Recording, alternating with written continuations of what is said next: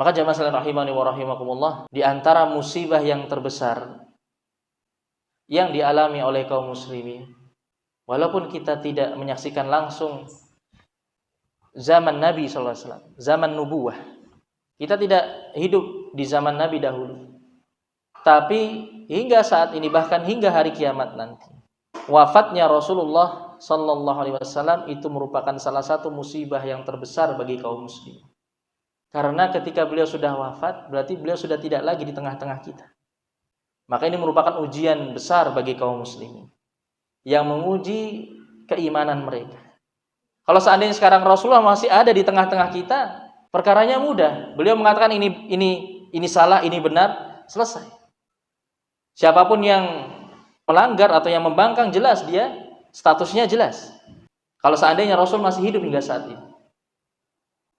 Tapi beliau sekarang sudah wafat. Beliau sudah tidak lagi di dunia ini.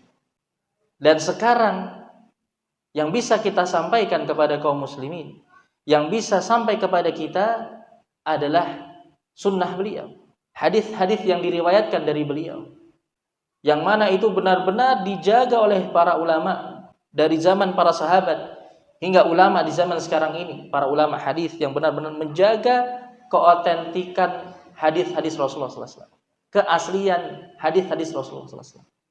Jadi benar-benar dijaga ini hadisnya apakah sahih ataukah tidak. Dan itulah merupakan ujian bagi kaum muslimin.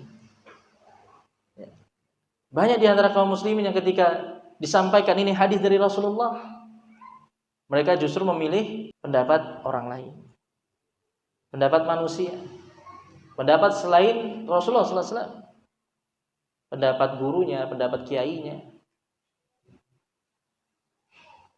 Ini merupakan ujian berat bagi kaum muslimin.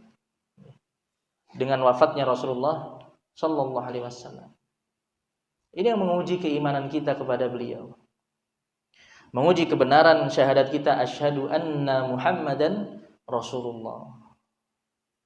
Jadi seharusnya kita ketika bersaksi dengan syahadat tersebut, tiap kali datang kepada kita sebuah hadis yang benar-benar itu sahih dari Rasulullah sallallahu alaihi wasallam, maka posisikan diri kita seakan-akan kita sedang mendengarnya langsung dari beliau.